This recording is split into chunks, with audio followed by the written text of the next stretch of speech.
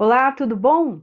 Seja bem-vindo ao Alesp Conecta. De hoje. Seja bem-vindo ao Alesp Conecta de hoje. O nosso tema por aqui é como as escolas de artes têm se adaptado neste momento de pandemia. Para essa conversa, eu recebo o Samir Signeu, que é coordenador pedagógico de artes cênicas. Seja bem-vindo. Muito obrigado pelo convite. Tudo bom?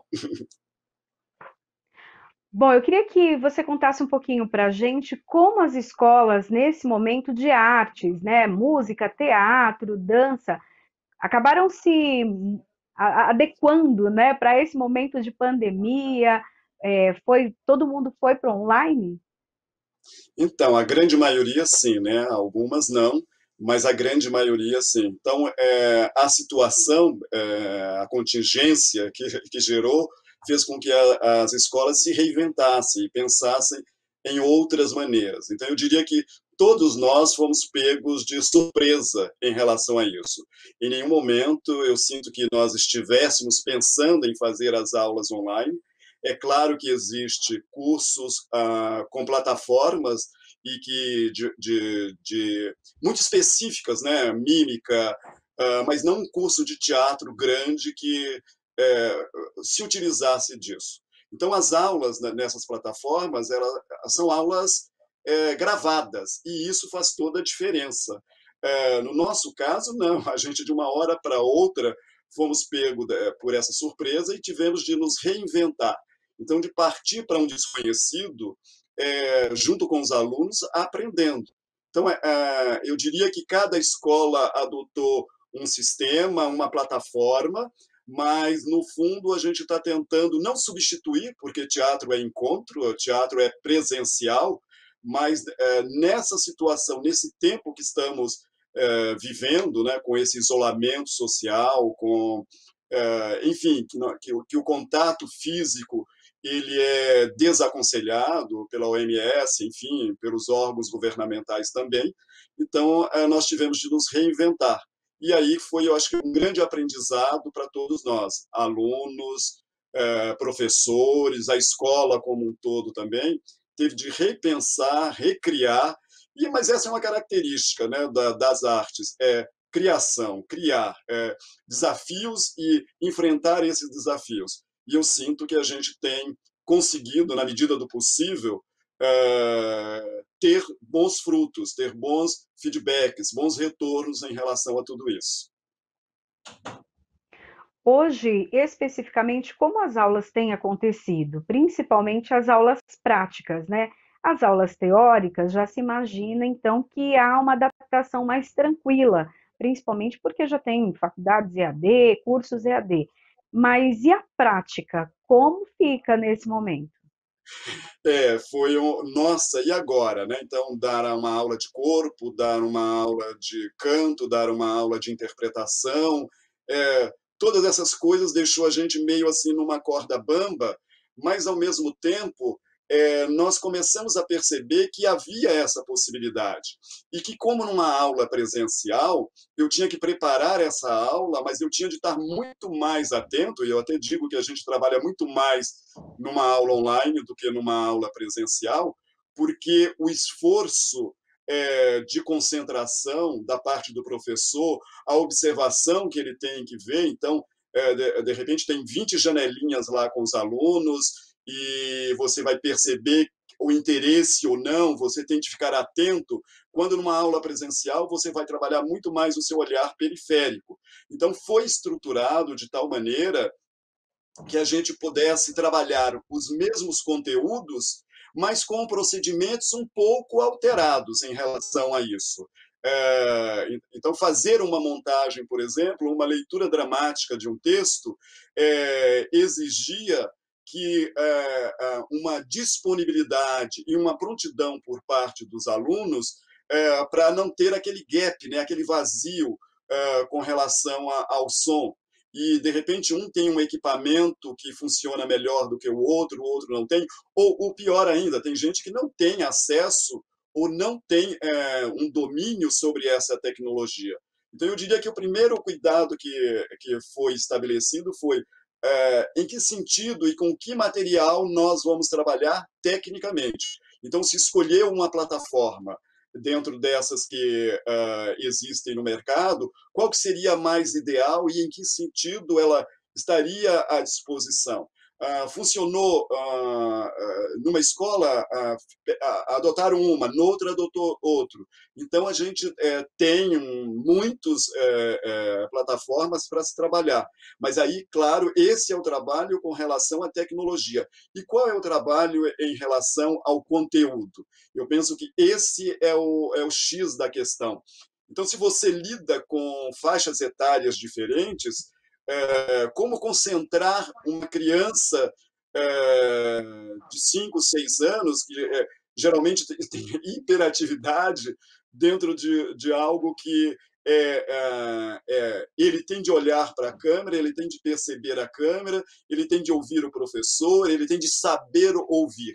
E eu penso que uma das coisas bacanas que o vídeo, as aulas online trouxe para a gente foi essa lidar com o ouvir, que é uma coisa tão essencial para as artes e que às vezes isso não funcionava muito bem. Então, agora o aluno tem de ter uma audição muito atenta para o tempo que é para o seu colega falar e não ele. É claro que ainda acontecem problemas nesse sentido, mas o ouvir foi uma vamos dizer, dos sentidos que nós tivemos já de trabalhar. Porque ver, olhar, isso já é natural, né? A nossa sociedade a todo tempo nos exige isso. Então, esse sentido já estava desenvolvido, mas precisávamos desenvolver esse outro, que é a audição, para aí poder falar, responder a partir do momento que você é solicitado, ou de você conceder também, é uma outra elemento importante nessas aulas online, que é eu não posso centralizar tudo, eu tenho de deixar que o outro fale, eu tenho que perceber que o outro faça, né? Então, nesse sentido, tem sido um aprendizado muito interessante da parte dos professores, da parte da escola, mas também da parte dos alunos. Então, assimilar um texto, fazer uma cena. Então, isso começou a ser feito de uma maneira passo a passo. Então, uma leitura de texto, um trabalho de mesa, e aí você faz com todos e todos podem falar, um trabalho específico sobre um personagem.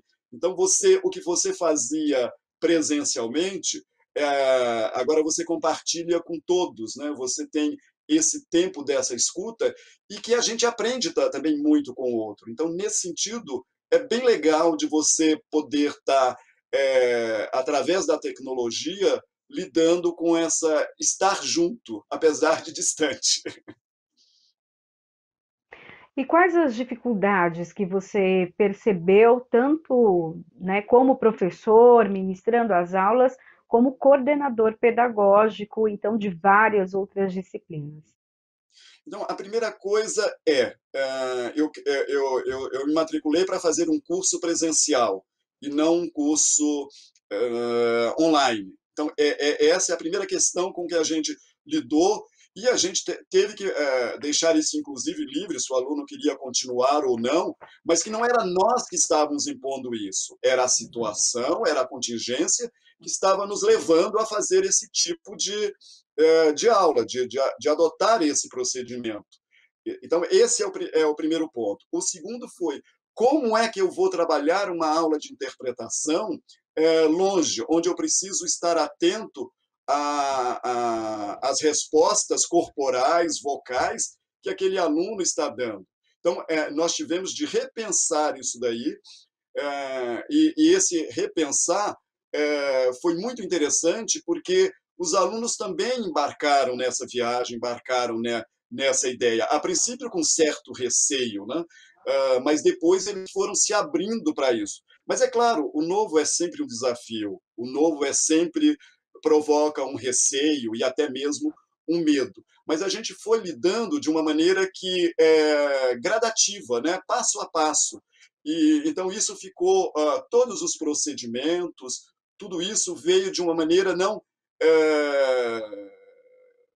exagerada ou de uma maneira frenética ou de uma maneira muito rápida. Então, aos poucos, as coisas foram sendo acrescentadas, e isso deu tempo para que o aluno percebesse o crescimento dele, o crescimento dos outros, o desenvolvimento dele, o desenvolvimento dos outros. Então, essas solicitações não foram muito diferentes do presencial, mas foram específicas, porque aí você tem uma outra mídia com a qual você está lidando. E aí você tem de fazer essas adaptações. Então, o convencimento nosso e dos alunos para embarcar nessa foi o primeiro. E depois vem como é que eu vou lidar com essa nova tecnologia? Como é que eu vou lidar com essa nova mídia? E aí você vai fazendo, experimentando. É claro que você tem sempre um plano B, você entra com o seu plano A, mas às vezes não funciona por algum motivo e você tem de fazer essa mudança, essa disponibilidade e essa prontidão que o teatro exige da gente, ela também foi muito utilizada não só pelos alunos, mas também pelos professores, porque você prepara uma aula onde você espera que todos estejam presentes e que você consiga fazer numa linha contínua aquilo que você preparou, e de repente falta os alunos. E como é que eu vou lidar com isso? Então, tem de ter, eu diria que uma outra coisa, além da audição, foi a paciência, né? Lidar com a paciência. Então, esses requisitos que nós tivemos que colocar eles em evidência, utilizar deles, porque é aquele aluno que você abre a aula e ele está dormindo ainda. E às vezes ele está na própria cama ou no sofá. Então, e como é que eu vou fazer para que esse aluno se interesse? E como é que eu vou fazer para que esse aluno participe da aula? Então, são coisas que no presencial, às vezes você tem um aluno dormindo por algum motivo e tal, e você consegue ir lá. Mas e com essa mídia? Como é que eu vou lidar com ela? Então, eu diria que esses foram os primeiros problemas ou as primeiras situações e desafios que nós enfrentamos. Depois vem aquela que é com o próprio conteúdo programático, de você solicitar, por exemplo, que ele providencie um figurino e ele não vai poder sair para ir numa loja, ou ele não vai poder sair para ir num brechó, e ele tem de achar em casa algo que seja possível de usar e que tenha essa ligação com a cena que ele está fazendo, com o personagem que ele é. E aí, novamente, ele vai descobrir coisas que ele tinha na casa dele que ele tinha esquecido, né? Então, está sendo uma descoberta nesse sentido para todo mundo. Eu sempre também falo que nós estamos usando de uma mídia que é o vídeo, mas que nós estamos trabalhando para o teatro. E o teatro, a projeção da voz, a emissão da voz é diferente de quando você está num set de gravação, num set de cinema, e que você tem um boom, ou você tem um microfones de lapela ou coisas do tipo, e aí você não precisa trabalhar a projeção. A clareza, sim, isso também é importante. Mas aí eu sempre retomo neles, opa, nós estamos fazendo para o teatro e não para a mídia televisiva ou cinema. Então eles acabam entendendo e aí num determinado ponto, mas eu não estou fazendo muito grande? Não.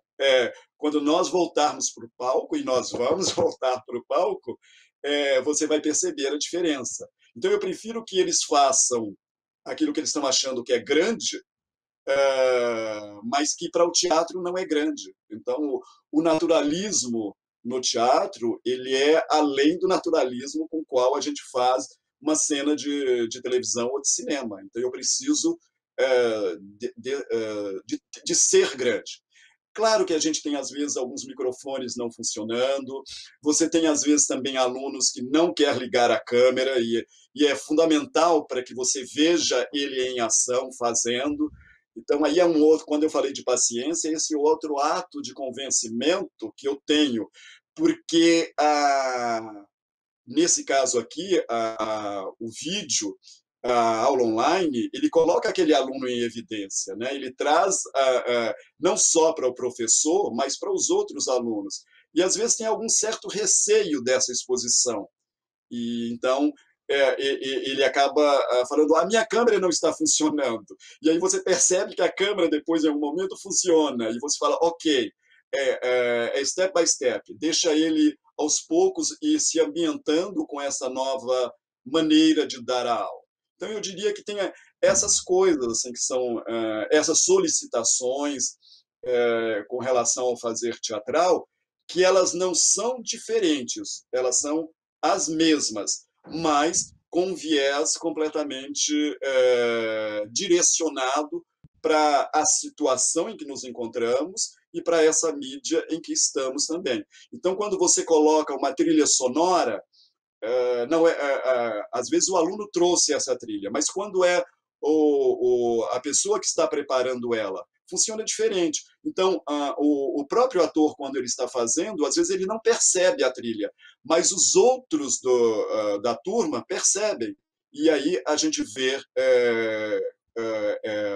esse desenvolvimento. Então, tem um monte de coisas para que a gente trabalha, que a gente faz com relação ao teatro. Você acaba mostrando e pegando, utilizando dessa mídia, filmes, por exemplo, cenas. Então, você coloca para que ele assista, para que ele comente sobre.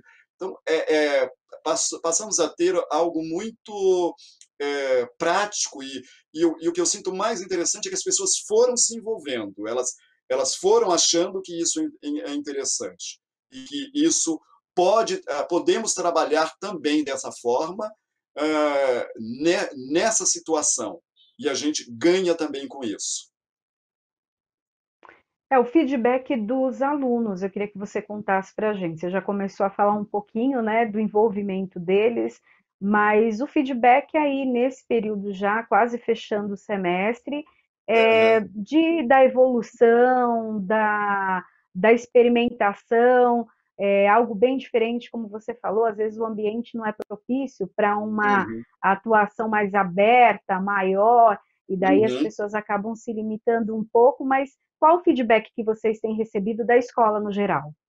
Olha, eu fui surpreendido em todos os sentidos, desde os trabalhos que são gravados e postados, e aí você vê, nossa, olha como essa pessoa conseguiu chegar nesse ponto, ela foi além, o trabalho, até o cuidado com uma produção, de fazer esse vídeo. Então, aulas de maquiagem, por exemplo, é um encanto você ver o professor da técnica, ele experimenta aquilo, e passa para os alunos, e no outro dia o aluno faz aquela maquiagem e coloca ela para que a gente veja e se fala, não é possível que esse resultado foi um resultado online, né? Que ele teve essa aula online. Então, é surpreendente.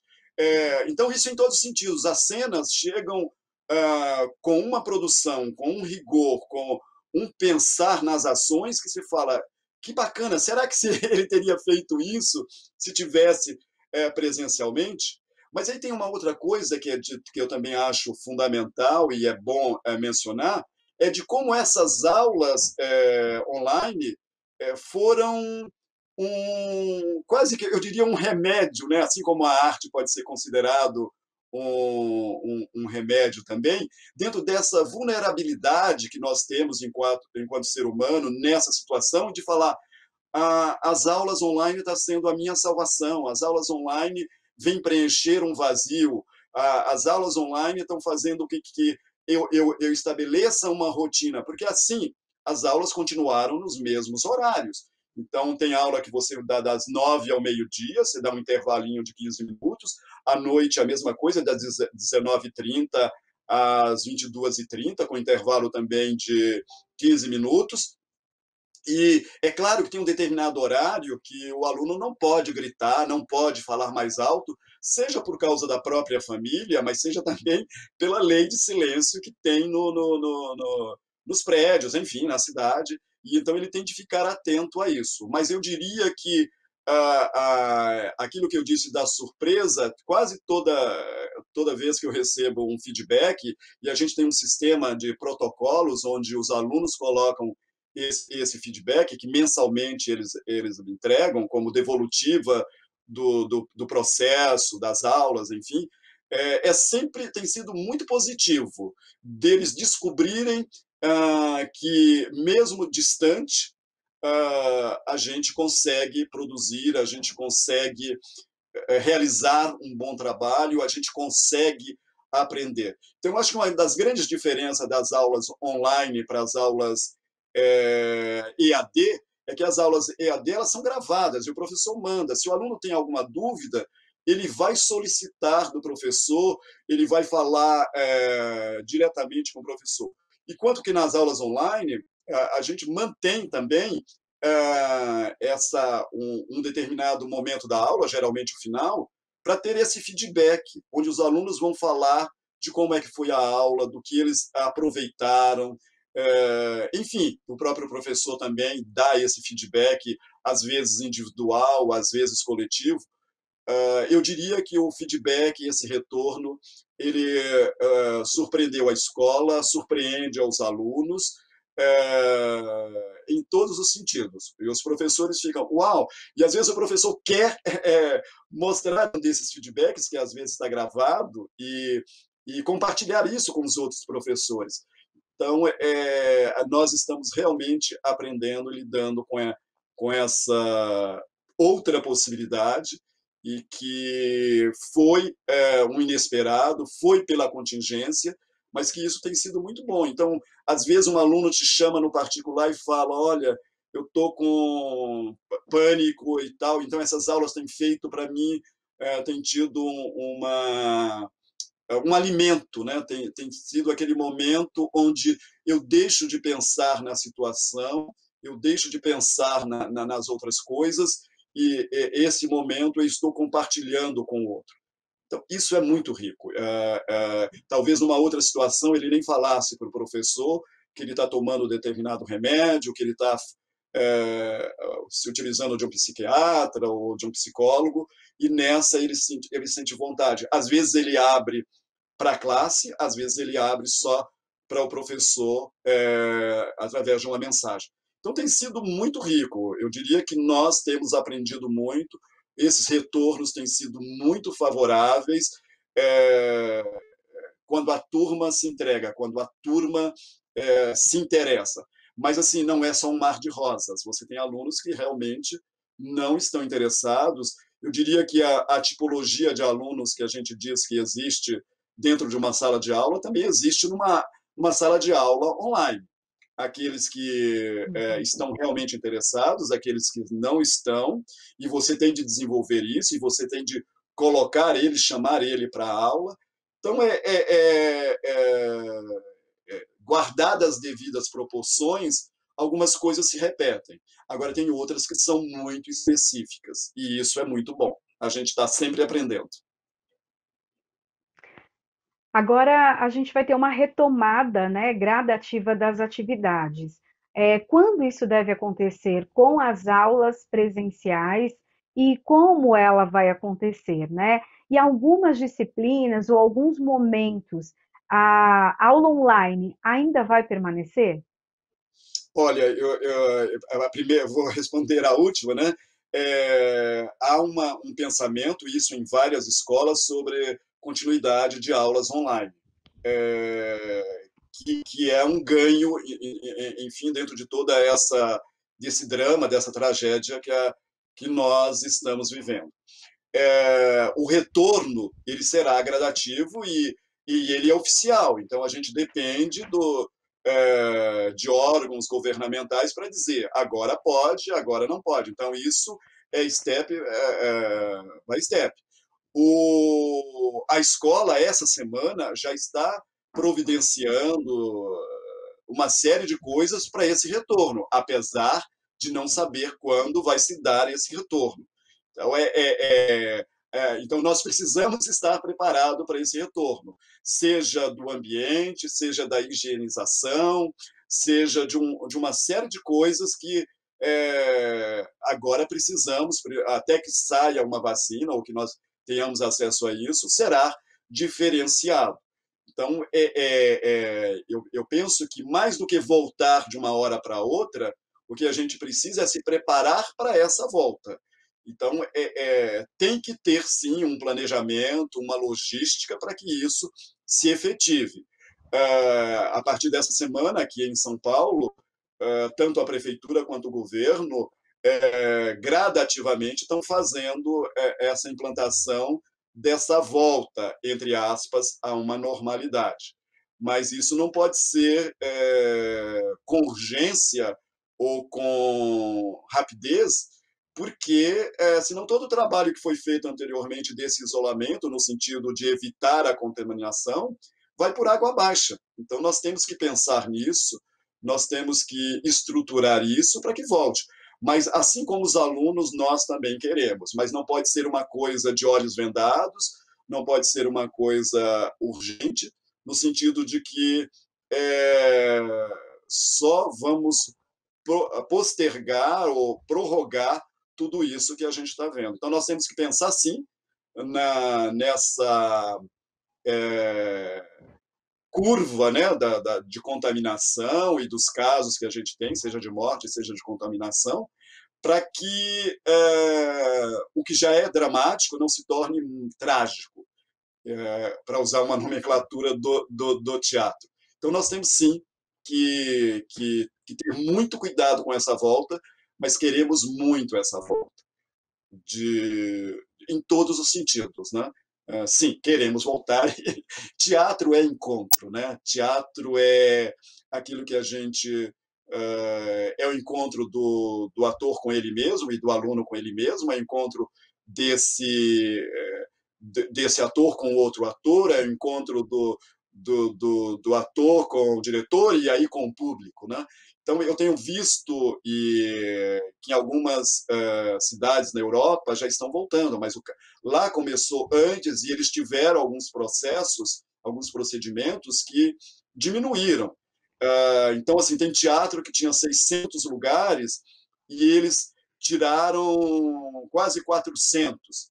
Então, eles vão voltar gradativamente, mas com um distanciamento de mais de 2, 3 metros, para que esse espectador esteja sentado. Eu vi também uma outra do SESC, aqui em São Paulo, um projeto deles que um cinegrafista, enfim, um câmera, ia na casa de um ator que fez um monólogo e gravava ele naquela situação e depois deixava para a gente assistir. Achei interessante, mas foi muito engraçado ouvir a atriz dizendo que não era a mesma coisa, né? E não é a mesma coisa. Ela falava, se você perceber, não tem uma luz que no teatro tem, não tem os músicos que fazem parte do meu monólogo, não tem isso, não tem aquilo. E ela falou assim, eu fiz e me senti bem fazendo, mas não é o que eu quero fazer.